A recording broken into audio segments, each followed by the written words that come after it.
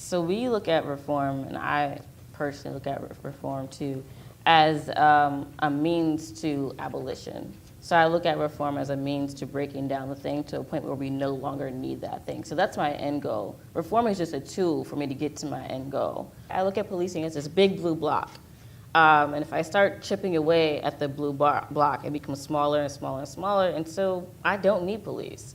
I don't need police in my neighborhood because we have other means of taking care of issues within my community.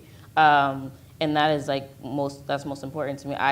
I know that there's a lot of pushback in organizing spaces on reform because it is seen as a Band-Aid. But I see reform as a tool in order to get to what my end goal is, which is abolition of police in our neighborhoods and removing police from our neighborhoods. So that's my stance on reform.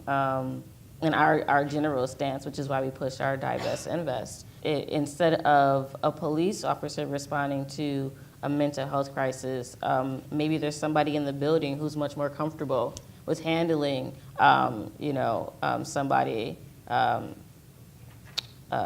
who's suffering from a crisis. Police aren't equipped to handle mental health crises. They're just not, and we've seen that over and over. We just saw this last month with my friend Michelle Shirley in California, who was suffering from a manic episode, and police fired into her car 30 times. And not only fired into her car 30 times, but then didn't let the family know for 3 days. Right? So there's a whole range of things where we're talking about the culture of policing, and then we're talking about police.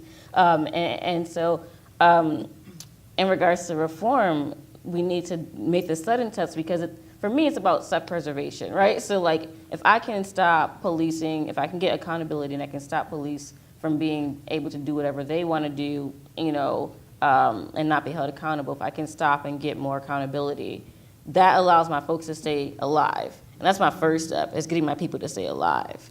And then we can talk about the long-term changes, right? And so that's how I see reform. Reform comes in that lens of self-preservation, making those immediate steps so that we're a little bit safer than we were yesterday, and then moving on to where we don't need police at all. I think that when we want to reform stuff, we're reforming the thing. So this thing that doesn't work, we are going to sit down and we're going to figure out how to make the thing that doesn't work. And that bypasses maybe we throw this thing out and we buy another thing, or maybe again it boggles my mind that we do this with everything. If your microwave breaks, you don't even bother to fix it. You just throw it out and you go buy another one, right? You don't sit down and say maybe I should learn electronics and figure out how to solder and this microwave. We don't do that. We don't do that ever for anything.